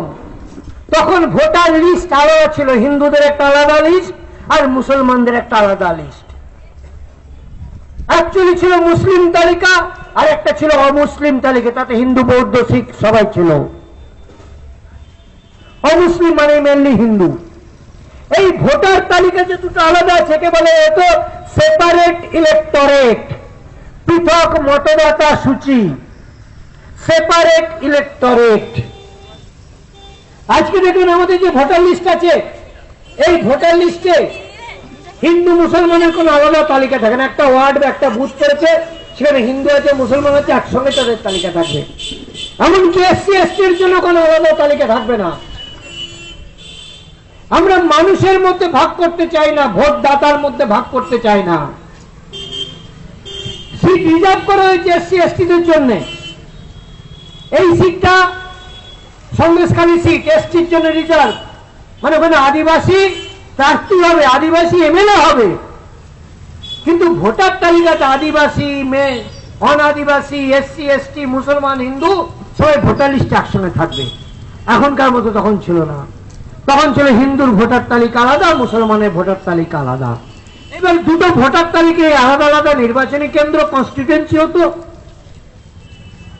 তাই তো হিন্দু কনস্টিটিউয়েন্সি গুলোতে সবাই প্রার্থী দিয়েছে, কমিউনিস্ট পার্টি দিয়েছে, কংগ্রেস দিয়েছে, হিন্দু মহাসভা দিয়েছে, জগনমন্ডলের পার্টি দিয়েছে, সবাই দিয়েছে। আর মুসলিম যে কনস্টিটিউয়েন্সি যেগুলো তৈরি হয়েছে, মুসলিম ভোটার তালিকা, সেখানে এবার হিন্দু মহাসভা তো প্রার্থী পাবে না, জগনমন্ডল শিডিউল কাস্ট ফেডারেশন সে তো প্রার্থী পাবে না, কমিউনিস্ট পার্টি যদি মুসলমান আছে তো তারা প্রার্থী দেবে। তাহলে মুসলিম কেন্দ্রগুলোতে, মুসলিম নির্বাচনী কেন্দ্রগুলোতে প্রার্থী কে দিয়েছে? প্রধানত কংগ্রেস দিয়েছে আর মুসলিম লীগ দিয়েছে। আর কংগ্রেস তো বড় বড় দাড়িওয়ালা প্রার্থী দিয়েছে। দেখাতে বলতো দেখো আমাদের কত মুসলমান আছে। মুসলিম লীগ কিন্তু অত দাড়ি টুপির পরোয়া করে না। জিন্নার দাড়ি ছিল না, ফজলুল হকের দাড়ি ছিল না, সুরাবর্তীর দাড়ি ছিল না। তাই মুসলিমের দাড়ি টুপি দেখানোর তাদের দরকার হয় না। কংগ্রেস বড় বড় দাড়িওয়ালা প্রার্থী দিয়েছে মুসলিম কেন্দ্রগুলোতে। সেই ভোটের যখন রেজাল্ট বেরোলো, ভোটের রেজাল্ট বেরোনোর পর দেখা গেল যে হিন্দু কেন্দ্রগুলিতে সমস্ত কংগ্রেস জয়ী হয়েছে। হিন্দু কেন্দ্রগুলোতে কিন্তু কমিউনিস্ট পার্টি প্রার্থী দিয়েছে, জগন্মন্ডলে পার্টি প্রার্থী দিয়েছে, কংগ্রেস প্রার্থী দিয়েছে, কিন্তু সেখানে সমস্ত কমিউনিস্ট পার্টি জিতলো না। হিন্দু মহাসভা প্রার্থী দেবে হিন্দু কেন্দ্রে, হিন্দু মহাসভা জিতলো না, জগন্মন্ডলের পার্টি বেশিরভাগ সিটে জিতলো না, জিতলো কংগ্রেস। আর মুসলিম কেন্দ্রগুলোতে কংগ্রেসের বড় বড় দাড়িওয়ালা মুসলমান প্রার্থী তারা কেউ জিতলো না, তারা কেউ জিতলো না। ওই মুসলিম লীগের দাড়ি কামানো চাঁদা ছোলা, বিনা লুঙ্গি, বিনা দাড়ি, বিনা টুপির প্রার্থী, কিন্তু তারা মুসলিম লীগের প্রার্থী, তারা পাকিস্তানের দাবির সমর্থক প্রার্থী। গোটা ভারতবর্ষের নির্বাচনে সেই মুসলিম লীগ মুসলিম কেন্দ্রগুলোতে জিতল। এই ফল যখন প্রকাশ পেল, তারপর জিন্না কোন আনরিজনেবল ব্যক্তি ছিলেন না। জিন্না তখন ব্রিটিশকে বললেন আর কংগ্রেসকে বললেন যে দেখো, এতদিন কংগ্রেস বলে এসেছে যে বেশিরভাগ মুসলমান নাকি তাদের কাছে আছে, সেই জন্য আমরা যে পাকিস্তানের দাবি করেছি, এই দাবি আপামর মুসলমানের দাবি নয়, মুসলিমেও মুসলমানের দাবি। এই কথা এতদিন গান্ধী নেহরুরা বলে এসেছে। আজকে দেখো, এই নির্বাচনের মাধ্যমে, এই ভোটের মাধ্যমে শান্তিপূর্ণভাবে এবং গণতান্ত্রিকভাবে এবং আইনসম্মতভাবে আমরা প্রমাণ করে দিলাম, দুটো জিনিস প্রমাণ করে দিলাম, যে ভারতবর্ষের মুসলমানের প্রতিনিধিত্ব কংগ্রেস করে না। কংগ্রেস মুসলমানের ভোট পায়নি, 93% ভোট, গোটা মুসলমানের 93% ভোট আমি মুসলিম লীগ পেয়েছি। তাই ভারতবর্ষের মুসলমানের হয়ে কথা বলার যদি কারো অধিকার থাকে, ভারতের মুসলমানের প্রকৃত প্রতিনিধি যদি কেউ থাকে, তাহলে তা মুসলিম লীগ। এই আমি প্রমাণ করে দিলাম। আর একটা কথা প্রমাণ করে দিলাম, যে ভারতবর্ষের মুসলমানরা পাকিস্তান চায়, মারদান্ডা করে নয়, ঝগড়াঝাটি করে নয়, গণতান্ত্রিক ভাবে শান্তিপূর্ণভাবে আইনসম্মতভাবে প্রমাণ করে দিলাম। এইবার তো পাকিস্তান দাও, বলুন কি যুক্তিতে কাটবেন, কি যুক্তিতে কাটবেন? আর সেই নির্বাচনেই তো নির্বাচিত হয়ে আমার এই বঙ্গের, অখণ্ড বঙ্গের মুখ্যমন্ত্রী, তখন বলা হতো প্রিমিয়ার হয়েছিল সুরাবর্তী, এবং সুরাবর্তী পূর্ববঙ্গের মুসলমান ছিল না, সে মেদিনীপুরের মুসলমান ছিল। এই বাংলায় সুরাবর্তী মুখ্যমন্ত্রী হলো কি করে? কংগ্রেসের মুখ্যমন্ত্রী হলো না কেন? কেননা কংগ্রেস হেরে গিয়েছে। বাংলায় কংগ্রেস হারলো কেন? না, বাংলায় যে মুসলমানের সংখ্যা রয়েছে, হিন্দুর সংখ্যা কম, তাহলে মুসলমান সিট বেশি, হিন্দু সিট কম। কংগ্রেস তো জিতেছে শুধু হিন্দু সিটগুলোতে, মুসলিম লীগ জিতেছে মুসলমান সিটগুলোতে, তাহলে মুসলিম এমএলএ বেশি হয়ে গেল, তাহলে মুসলিম লীগের এমএলএ বেশি হয়ে গেল, তো বিধানসভায় সংখ্যাগরিষ্ঠ। সেই জন্য সরকার তো মুসলিম লীগ গঠন করবে, কংগ্রেসকে সেখানে বিরোধী পক্ষে থাকতে হবে। হিন্দু মহাসভা অল্প কটা সিট পেয়েছে, কংগ্রেস অল্প কটা সিট পেয়েছে, জগন্মন্ডলের শিডিউল কাস্ট ফেডারেশন তারাও বেশ কিছু সিট পেয়েছে, খুলনা, বরিশাল, ফরিদপুরে তারাও কিছু সিট পেয়েছে, কিন্তু মেজরিটি মুসলিম লীগের। তাই বঙ্গ রাজ্যের সরকার মুসলিম লীগ গঠন করবে, আর তাদের নেতা সুরাবর্তী সে মুখ্যমন্ত্রী হবে। সব কিছু কিন্তু সিস্টেমে আইনসম্মত হবে, কোথাও কোনো ছলচাতুরি কারচুপি নেই। তাই সুরাবর্তী হল অখণ্ড বাংলার প্রিমিয়ার বা মুখ্যমন্ত্রী। এবার জিন্না বলে এইবার তো পাকিস্তান দাও, তাও কংগ্রেস দনমনো করছে। এইবার ওখান থেকে মিশন আসছে, cabinet mission, Cripps mission, Congress এখনো মানতে রাজি নয়। তাহলে পরে কি করা যায়? বলে আচ্ছা, তার একটা কাজ করা যায়, 3টে গ্রুপ করা যায়। বলে একটা হিন্দু রাজ্যগুলো, হিন্দু প্রধান রাজ্যগুলো, মুসলমান প্রধান রাজ্যগুলো, আর একটা হচ্ছে দেশীয় রাজ্য যেগুলো ছিল, এই মিলে তিনটে গ্রুপ করা হবে। সেই তিনটে গ্রুপ রাষ্ট্র, তাদের হাতে বেশি অনেকগুলো তাদের এখন যেমন স্টেট সাবজেক্ট সেন্ট্রাল সাবজেক্ট আছে না, যেমন আইন শৃঙ্খলা state subject, foreign policy defence policy central subject. তাই তখন ঠিক করা হলো যে এই তিনটে গ্রুপের হাতে অনেকগুলো ক্ষমতা থাকবে, আর কিছু ক্ষমতা যেমন যোগাযোগ ব্যবস্থা, ডিফেন্স, ফরেন পলিসি এগুলো থাকবে আর আরেক সেন্ট্রাল কমিটির হাতে। এইবার জোড়াতালি দিয়ে চলতে লাগলো। তখন জিন্নারা ধৈর্য ধরল না, যে আমি ভালোভাবে শান্তিপূর্ণভাবে প্রমাণ করে দিলাম যে ভারতবর্ষের অধিকাংশ মুসলমান তারা তাদের প্রাণের প্রিয় পাকিস্তান চায়, তাই তোমরা মানছ না। তাই তখন জিন্না বলল, ভাই আর তো উপায় নেই, এইবার তাহলে পাকিস্তানের দাবিতে আমরা ডাইরেক্ট অ্যাকশন করব। সেই ডাইরেক্ট অ্যাকশনের জন্য ডাক দিল, তারিখ ঘোষণা করে দিল 16ই অক্টোবর, 16ই আগস্ট, এবং সেই দিনটা ছিল শুক্রবার। শুক্রবার বলেই সেই দিনটা করা হয়েছিল। হিন্দুরা ভাবছে ডাইরেক্ট অ্যাকশন, হিন্দুরা ভাবছে যে মুসলমানরা তো জিন্না সাহেব তো পাকিস্তান চাইছেন, তো তিনি কার কাছে চাইছেন? হিন্দুরা ভাবলো যে তিনি ইংরেজের কাছে, ব্রিটিশের কাছে পাকিস্তান চাইছেন, কারণ দেবে তো ব্রিটিশ, দেওয়ার মালিক ব্রিটিশ। তাই বুঝি ডাইরেক্ট অ্যাকশন, ব্রিটিশের বিরুদ্ধে ডাইরেক্ট অ্যাকশন। আমরা তো হিন্দুরা তো অনেকবার ব্রিটিশের বিরুদ্ধে অনেক অভিযান করেছি, অসহযোগ, ভারত ছাড়ো, কারেঙ্গিয়া মারেঙ্গিয়া অনেক তো করেছি। এইবার বুঝি মুসলমানরা পাকিস্তানের দাবিতে ব্রিটিশের বিরুদ্ধে ডাইরেক্ট অ্যাকশন করবে। সেই দিনটা এলো। জিন্না সুরাবর্দী, জিন্না বসে থেকে বোম্বেতে, সে ডাইরেক্ট অ্যাকশনের ডাক দিয়েছে।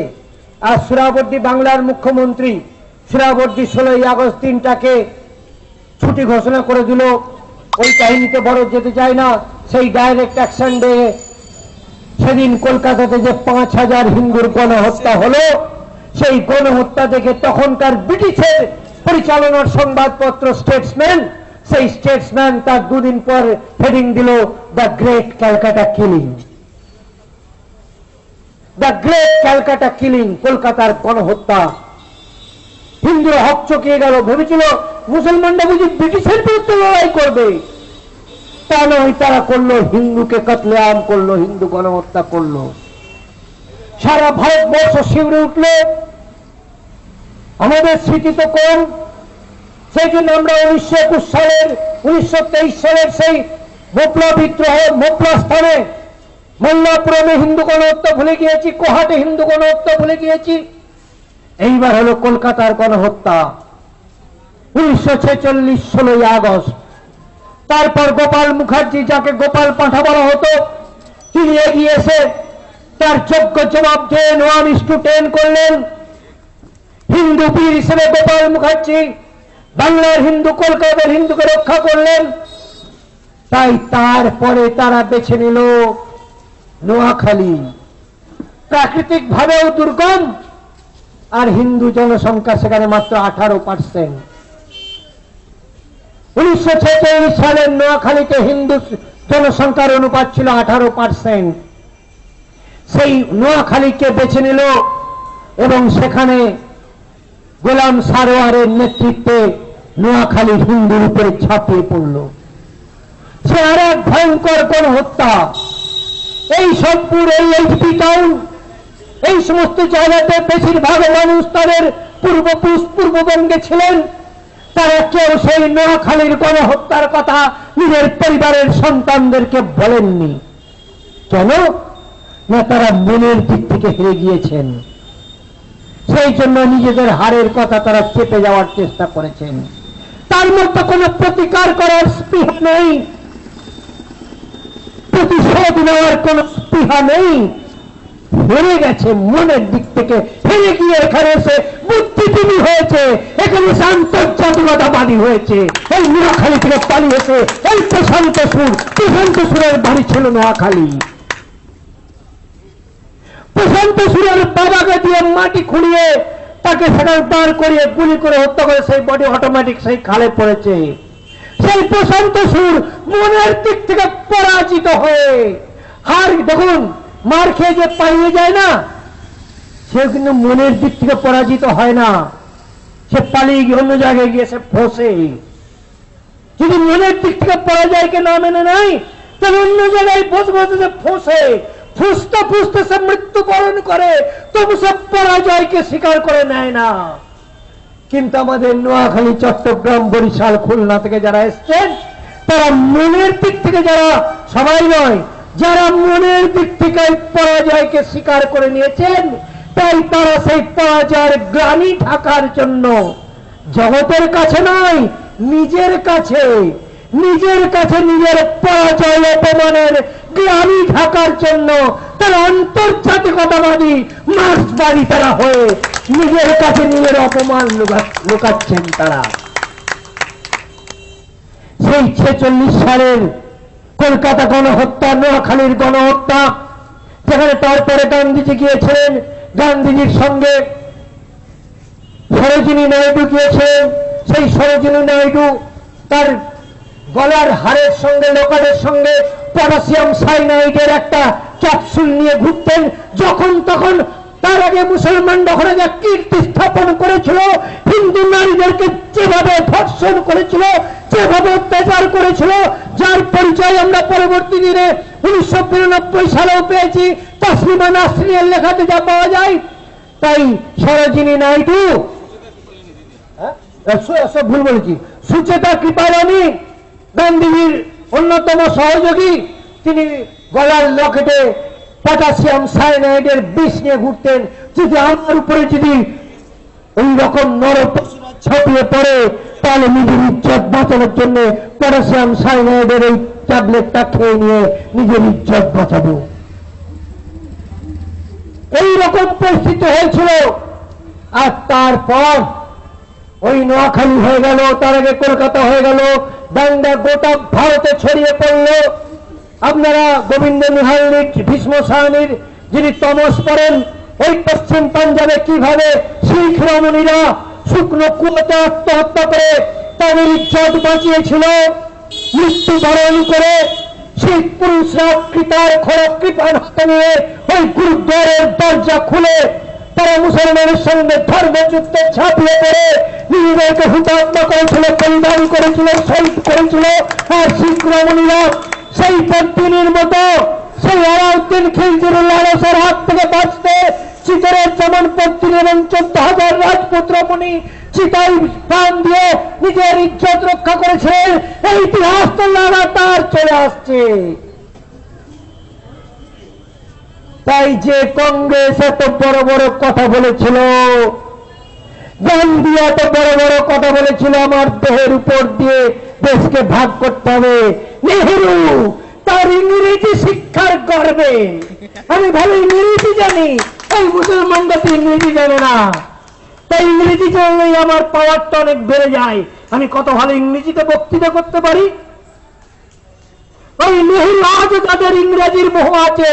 তাই একটু মনে করিয়ে দিতে চাই, আজ নরেন্দ্র মোদী গোটা পৃথিবীতে হিন্দিতে বক্তৃতা করে বেড়াচ্ছেন, আর গোটা পৃথিবীতে সম্মান পাচ্ছেন। গোটা পৃথিবীতে হিন্দিতে বক্তৃতা করে বেরিয়ে সম্মান পাচ্ছেন, যা নেহেরু কোনদিন পায়নি পরে ব্রিটিশ ইংরেজিতে বক্তৃতা করে। তাই তারা যে পাকিস্তানের দাবিকে তুচ্ছ করেছিল, তারা এইবার বুঝতে পারলো যে আর আমরা পারবো না। তারা প্রকৃতপক্ষে নিজের শক্তি বুঝতে পারলো। সেই সময় ডক্টর শ্যামাপ্রসাদ মুখার্জি তিনি ভোটে হেরে গিয়েছেন, তার দল ভোটে হেরে গিয়েছে। হিন্দুরা শ্যামাপ্রসাদ সাভারকরকে ভোট দেয়নি, হিন্দুরা কংগ্রেসকে ভোট দিয়েছে, কেননা কংগ্রেস তো বড় দল। তাই মুসলমানের দাবিকে, মুসলমানকে ঠেকাতে ওই সাভারকর শ্যামাপ্রসাদ হিন্দু মহাসভা তো ছোট দল, ওরা তো পারবে না। গান্ধী, নেহেরু, প্যাটেল কত বড় বড় নেতা, কত বড় দল। তাই হিন্দুরা দেশকে অখণ্ড রাখতে কংগ্রেসের উপর ভরসা করে কংগ্রেসকে ভোট দিয়েছে। এবং এই কথাটা আপনাদের জানা দরকার, অনেকে জানে না। কংগ্রেসকে তখন গোটা পৃথিবী হিন্দু দল হিসেবে জানত। আপনারা অবাক হয়ে যাবেন শুনলে যে হিন্দু মহাসভাও ভারত ভাগের বিরোধিতা করেছিল, কিন্তু জিন্নাহ কোনোদিন হিন্দু মহাসভার কোন প্রশ্নের জবাব দেয়নি, হিন্দু মহাসভার সঙ্গে একটা শব্দ উচ্চারণ করেনি।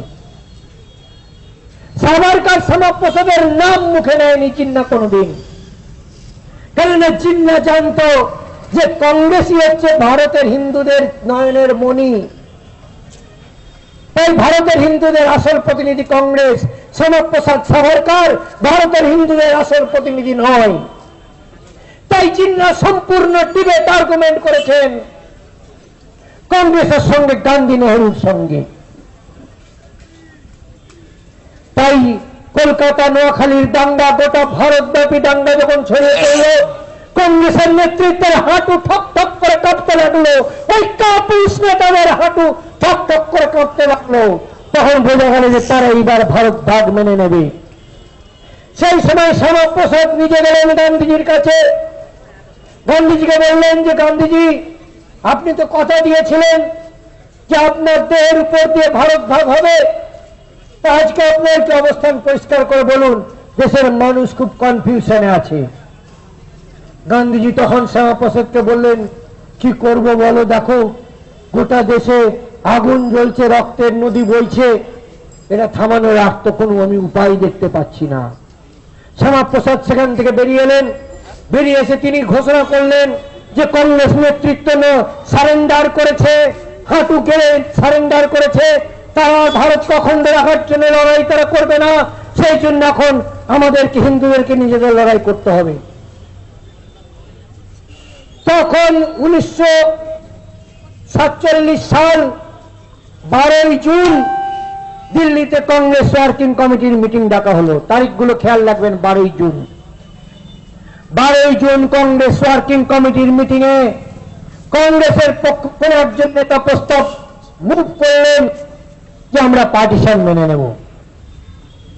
মুভ করার সঙ্গে সঙ্গে কংগ্রেস ওয়ার্কিং কমিটির কতজন সদস্য ছিল আমার এখন মনে নেই, সমস্ত ওয়ার্কিং কমিটির সদস্যরা তার বিরোধিতা করলো, বলে না, আমরা দেশবাসীকে কথা দিয়েছি যে আমরা টু নেশন থিওরিতে বিশ্বাস করি না, আমরা পার্টিশন মানব না, তাই আমরা এই প্রস্তাব বাতিল করছি। তখন গান্ধীজি ছিলেন ড্রয়িং রুমে, কি বলে ড্রেসিং রুমে বসে, গান্ধীজিকে বেরিয়ে এলেন এবং তিনি 2 ঘন্টা বক্তৃতা করলেন এবং তিনি সকলকে বোঝালেন যে ভারত ভাগ মেনে নেওয়া ছাড়া আর কোন উপায় নেই। যখন গান্ধীজি এই কথা বললেন যে ভারত ভাগ এখন মেনে নিতে হবে, আবার ভোট হলো, কংগ্রেসের সমস্ত ওয়ার্কিং কমিটির সদস্যরা গান্ধীর কথাতে ভারত ভাগের পক্ষে কংগ্রেসের রেজলিউশনে ভোট দিল। আর তখন একজন মাত্র ব্যক্তি, তিনি ভোট না দিয়ে সেই মিটিং থেকে, হল থেকে বেরিয়ে এলেন, বেরিয়ে এসে কাঁদতে কাঁদতে চোখের জল ফেলতে ফেলতে বললেন, you have thrown us to the wolves, তোমরা আমাদেরকে নেকড়ের মুখে ছুড়ে দিলে। সেই ব্যক্তির নাম কি? খান আব্দুল গফফর খান, যাকে বাদশাহ খান বলে বলতো।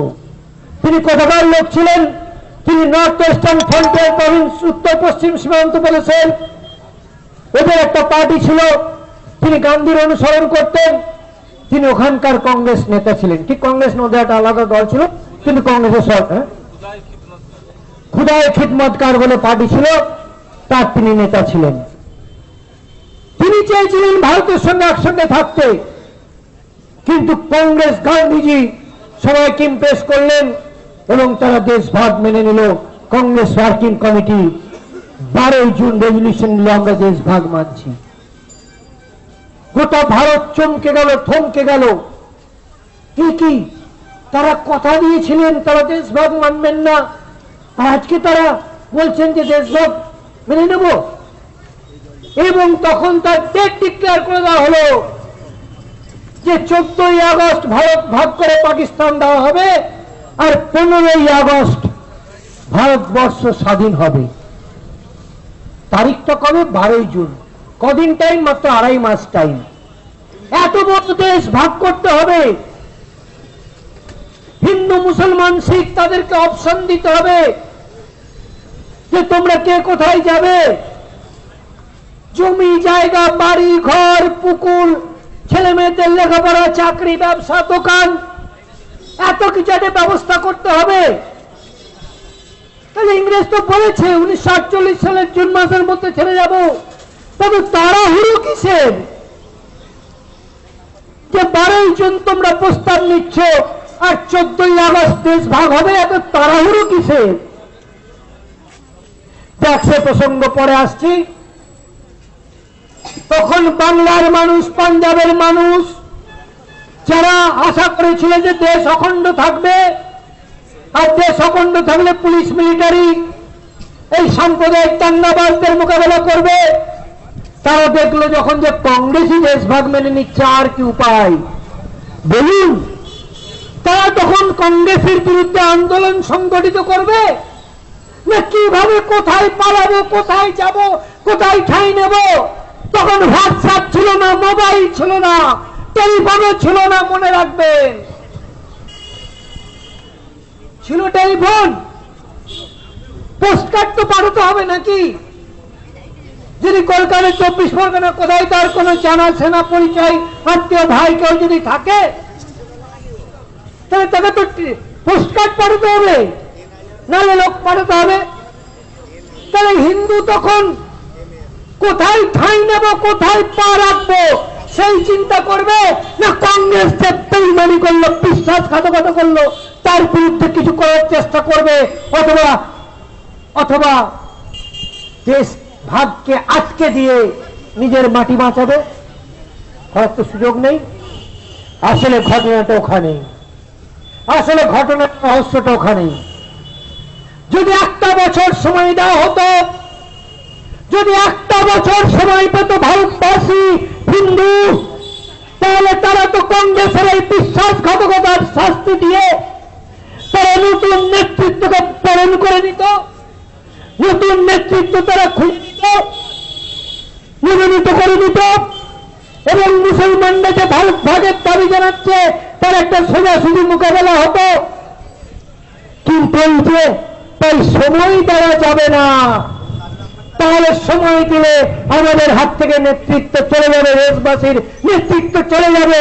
এতদিন স্বাধীনতা আন্দোলন করেছি, জেল খেটেছি, কি জেল খেটেছে? নেহরু কোনদিন মান্ডালয়ের চলে গেছে না গান্ধী মান্ডালয়ের চলে গেছে? গেছে তিলক, গেছে সুভাষচন্দ্র বোস, গেছে মান্ডালয়ের ছেলে। নেহরু কোনদিন আন্দামানে গেছে না গান্ধী গেছে? গেছে সাভারকার আন্দামানে গেছে, ওদের জেল খাটাতে ছিল লাক্সারি 82টা। তাই ওদের মধ্যে ওই চিন্তা, এতদিন জেল খেটেছি, এত আন্দোলন করেছি, এইবার একটু ক্ষমতার সুখ ভোগ করবো না? তাই যদি ভারতবাসীকে টাইম দেওয়া যায়, তাহলে তো ক্ষমতা আমার হাত থেকে চলে যাবে। ওই শ্যামাপ্রসাদ সাভারকার, ওদের হাতে ক্ষমতা চলে যাবে।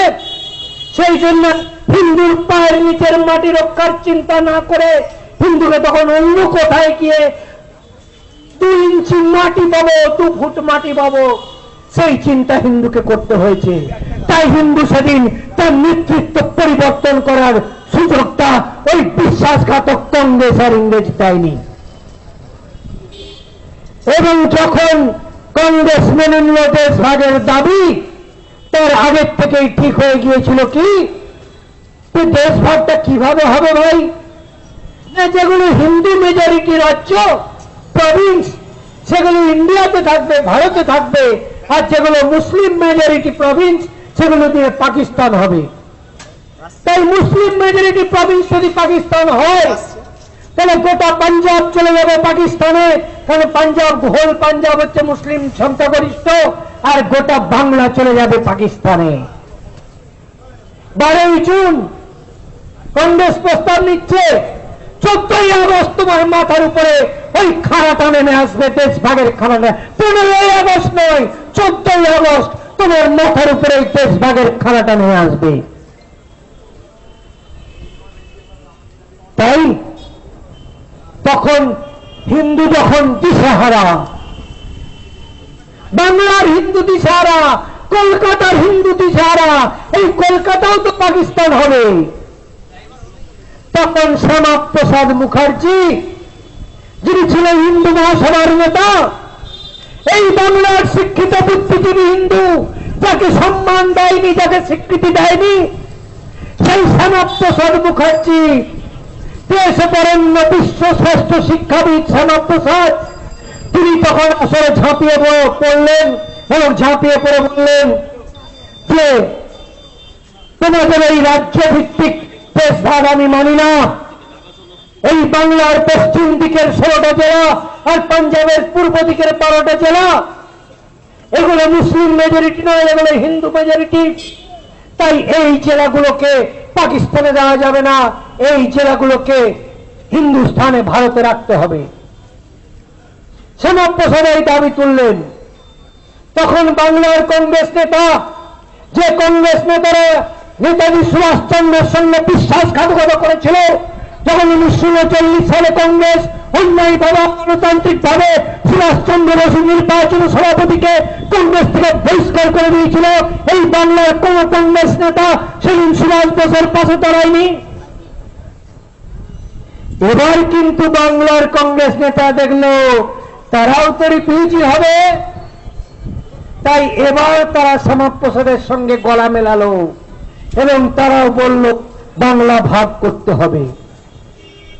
দিল্লিতে খবর গেল বাংলায় কংগ্রেস নেতারা বিদ্রোহী হয়েছে, তা কোন দিনে হল এই ফর্মুলা তারা মানবে না যে গোটা বাংলা পাকিস্তানকে দিতে হবে।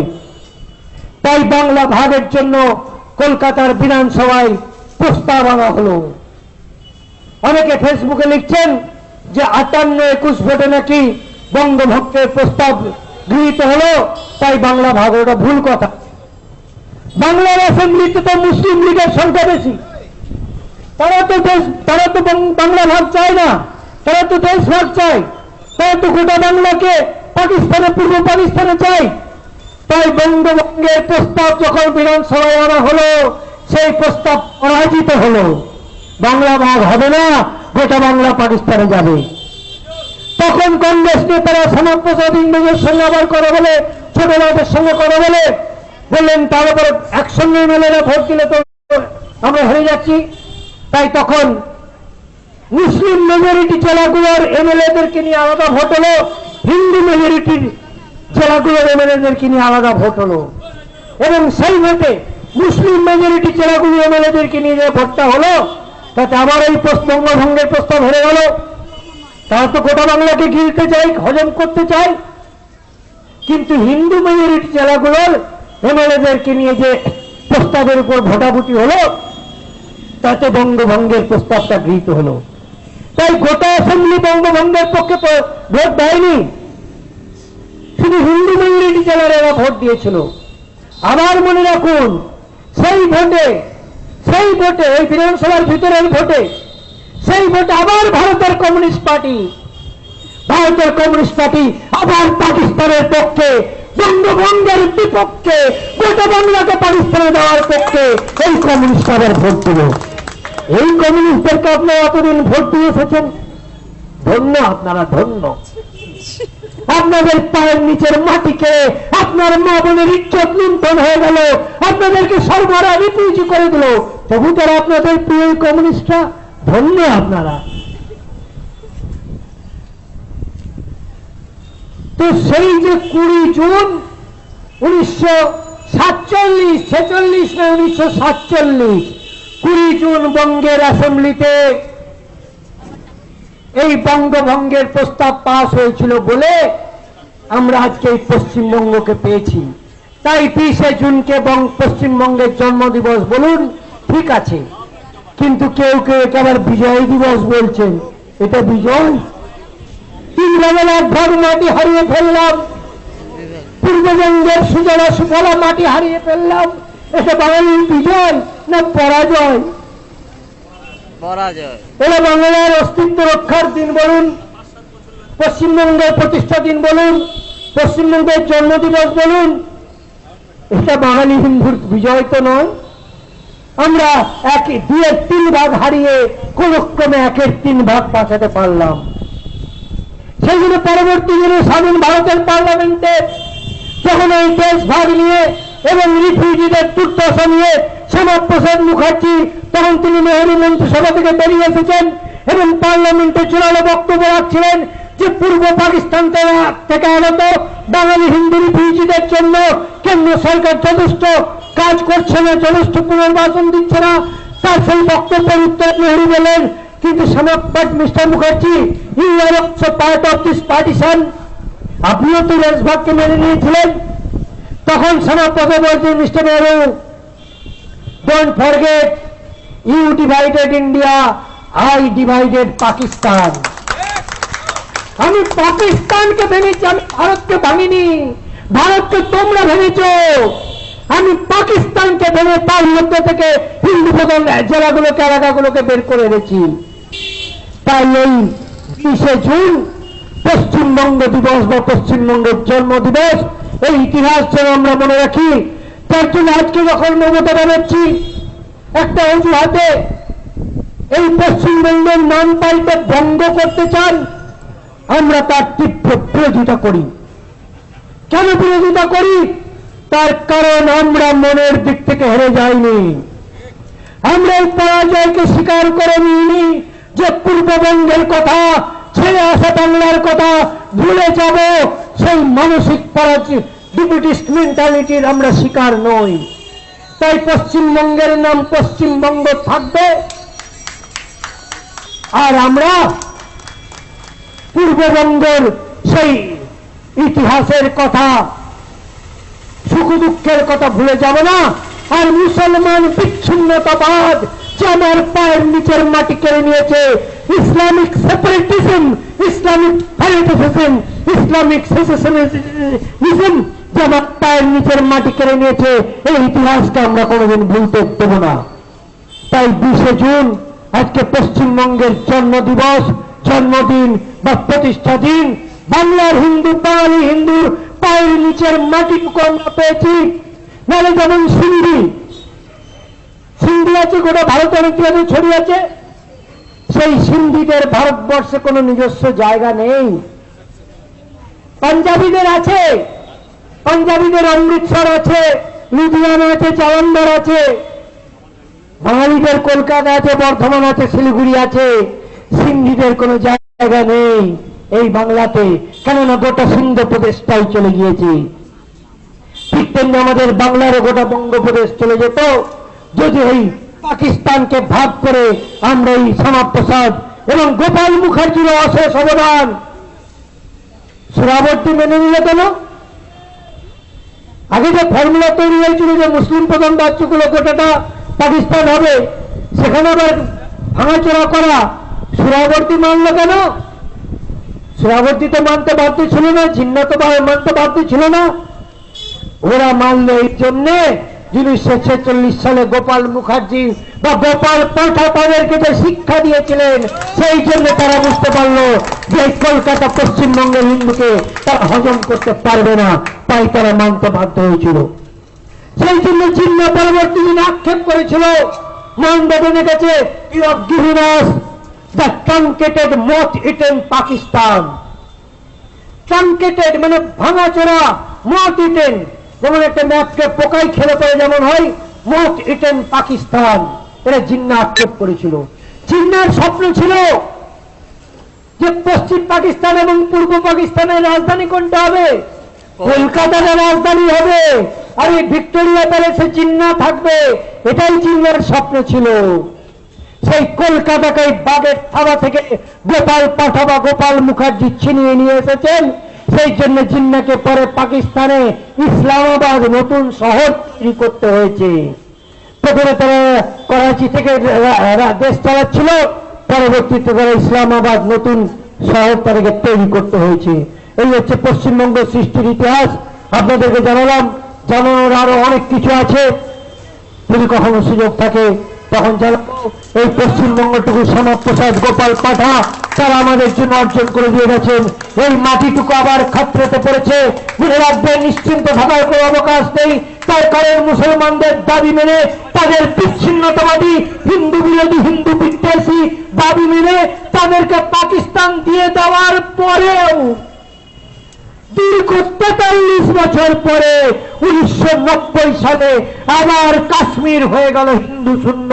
কাশ্মীরের সমস্ত হিন্দুদেরকে মুসলমানরা লাঠি মেরে অত্যাচার করে, হত্যা করে, ধর্ষণ দর্শন করে লুণ্ঠন করে মন্দির ভেঙে কাশ্মীরের 3.5 লক্ষ কাশ্মীরি পণ্ডিত হিন্দুকে তারা কাশ্মীর থেকে বের করে দিল।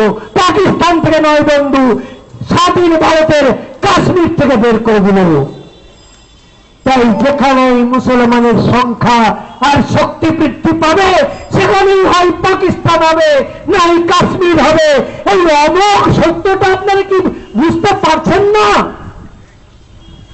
যেখানে মুসলমানের সংখ্যার শক্তি বৃদ্ধি হবে সেখানকার পরিণতি হয় পাকিস্তান নাই কাশ্মীর। কাশ্মীরে আমাদের সেনাবাহিনী দিয়ে সেই 3.5 লক্ষ হিন্দুকে আমরা নিরাপত্তা দিতে পারিনি, তার মাটিতে রাখতে পারিনি। এখানে আপনারা মনে করেন মোদী যোগীর সরকার এসে গেলে হিন্দুর সিকিউরিটি হয়ে যাবে? সরকারের হাতে কি থাকে? মোদী লাঠি নিয়ে মুসলমান মারতে আসবে না যোগী লাঠি নিয়ে মুসলমান মারতে আসবে? ভাই, তাদের হাতে পুলিশ আছে, মিলিটারি আছে, বিএসএফ আছে, সিআরপিএফ আছে, এই তো তাদের হাতে আছে। তা সেই পুলিশের বাপ বিএসএফ সিআরপিএফ, তাদের বাপ আর্মি, সেই আর্মি তো কাশ্মীরে লেগে আছে। সেই আর্মি দিয়ে যদি কাশ্মীরি হিন্দুকে রক্ষা না করে গেল তাহলে একটা হিন্দু প্রধান সরকার দিয়ে হিন্দুকে কি করে রক্ষা করবে? এই কথাগুলো চিন্তা করে আজকে বাংলা যেন কাশ্মীর না হয়, তাই এই বাংলার মাটি রক্ষা করার সংকল্প রাখুন। এবং পূর্ববঙ্গে আমাদের উপরে যে অত্যাচার করেছে, কাশ্মীরে আমাদের উপরে যে অত্যাচার করেছে, সেই অত্যাচারের প্রতিকার আমরা করব। এই ভারতের মাটি হিন্দুর মাটি, একথা কাগজে কলমে নয়, বক্তৃতা দিয়ে নয়, শক্তি দিয়ে বাহু বলে এই কথা আমরা প্রমাণ করব যে ভারতের মাটি, বাংলার মাটি, হিন্দুর মাটি। পশ্চিমবঙ্গ প্রতিষ্ঠা দিবসে এটুকুই আমার বক্তব্য। ভারত মাতা কি জয়। পশ্চিমবঙ্গ একদিন অখণ্ড বঙ্গে পরিণত হোক, এই কামনা করে আমার বক্তব্য শেষ করছি।